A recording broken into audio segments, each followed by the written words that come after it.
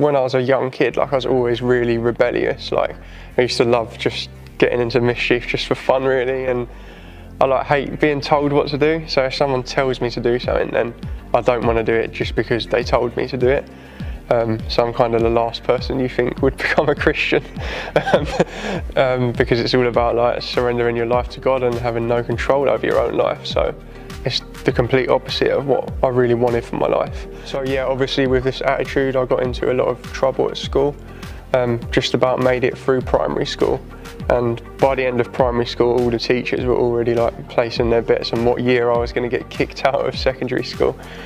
Got into secondary school, survived the first year just about.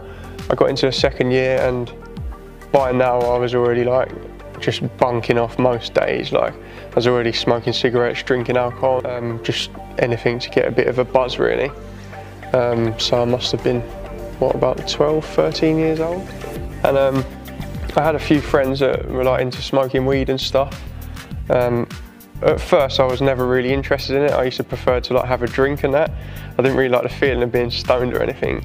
But eventually I ended up getting heavily into that because you couldn't drink every day of the week, but you could like smoke a bit of weed and no one would notice as much. So started like getting into that and like got addicted to smoking weed eventually.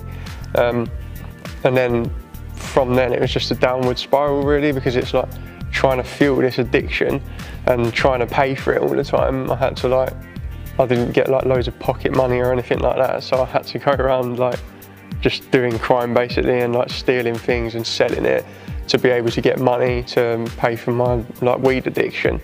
So this went on for like years, from when I was about 13 until when I was about 16 or something like that. And then by the time I was 16, I was like, I'd been arrested so many times already. I was so known to police already. I had an ASBO, so I wasn't allowed at any of the local shops, otherwise I got arrested. I wasn't allowed to be seen in public with certain people. I just had a massive list of rules basically. If I got caught doing any of it, I got arrested. And if I got arrested more than a certain amount of times, then I was going to go to prison. Because having an ASBO, it just like makes it much worse. So just getting arrested for something is one thing, but getting arrested for something while you're on an ASBO, you're sort of already in big trouble before you've even been arrested, if you know what I mean. And I just decided it was time to like try and keep my head down a little bit. But my version of keeping my head down was starting to sell weed instead of like burgling houses and stuff, because I thought if I just sell it, then I'll have as much of it as I want. I'll be able to make a bit of money. I'll be able to give my friends a good deal or whatever. So I actually saw becoming a drug dealer as like improving myself. Like, oh, I no longer have to steal from people because now I can just like sell drugs instead.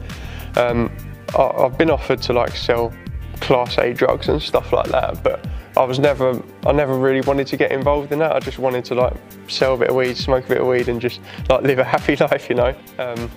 So I was earning quite decent money. This is, yeah, when I was about 16 and I was in college at the time. So I'd literally be like selling weed at college all day, and then all evening after I finished college, I'd be selling it as well. Got myself a girlfriend and that, and I kind of thought that I had everything that I wanted in life. Like I had as much weed as I could possibly smoke. Like I had quite a lot of money for the age that I was. Yeah, just I had like a girlfriend who I thought was nice at the time. So I had a nice girlfriend. I thought that I had everything that I could ask for really. And then I always like had a belief in God because I got taken to Sunday school as a kid. I never really knew about what Jesus did for me or anything like that. I just knew the same old stories like Noah's Ark and Daniel in the lion's den and things like that, you know, and that's all I thought they were. They were nothing more than just like almost little fairy tales to me, you know. So I had this belief in God, and I just, although I thought I had everything that I wanted, I still felt a bit empty. And so I just began praying and thinking like, you know, there's got to be more to life than just this, what I'm doing now. Like even at my young age, I already knew. I was about 17 and a half by now. So by then I already knew like this world hasn't got enough to offer, like to like fill me up inside fully, if you know what I mean. Like because I already got everything that I thought I wanted, and I still wanted more money and stuff like that. So I just knew it was going to be an ongoing thing where I always wanted more.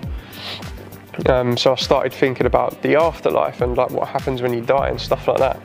And if you ask near enough any person today, like if they believe that they're a good person, their answer is going to be yes. And that's because we live by our own standards. Like we live by a standard that we think is good. And you know, like the standard that I thought was good was becoming a drug dealer, so I didn't have to rob anyone, you know. But to like the person living down the street, that might be a really bad standard, you know. Like, so we're all living by our own standards and we all think we're good.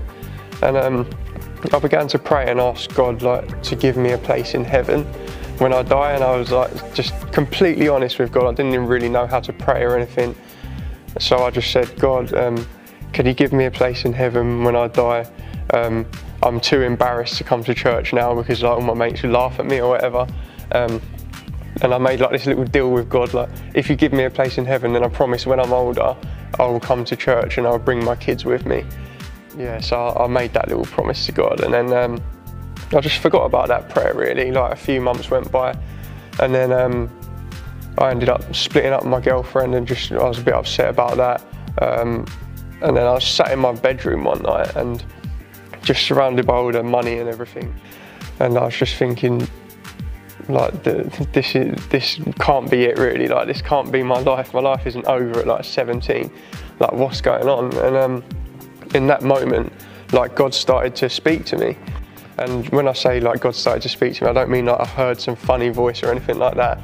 Like I just had this, it was like a voice inside of me, and it started to ask me questions, and it started to say, oh Jordan, like do you think you're going to go to heaven in the state that you're in? Like if someone asked you if a drug dealer would go to heaven, like what would you say?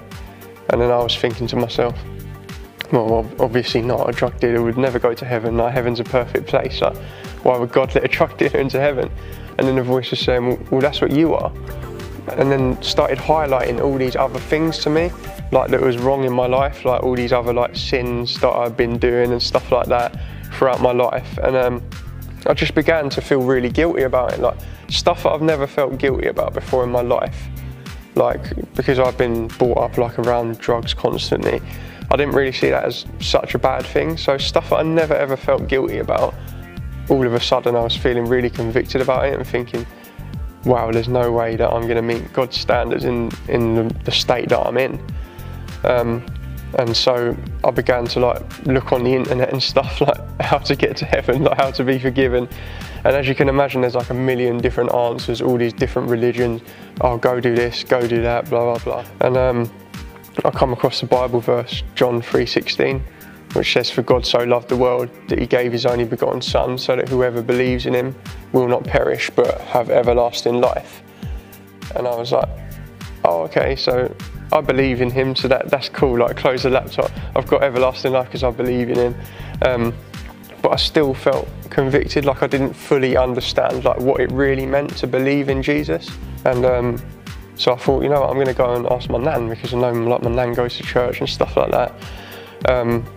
So I asked my nan, like I told her how, like what I'd gone through in the last few hours and like what I was feeling, what had been happening, like what I'd been praying.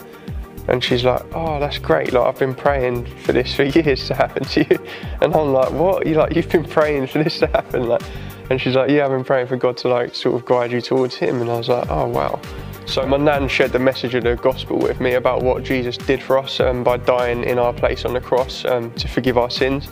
And I just got down on my knees that night and just prayed, and I just knew, like I just felt forgiven, like that whole weight of all those sins that God had convicted me of were lifted off of my shoulders, and I knew that there was nothing that I was going to be able to do to repay God for all those sins. It was literally just because God reached out to us, Jesus died on the cross in our place, and that I was forgiven, like not by anything that I could do. And I was just born again, like just overnight. Like I was just never the same again.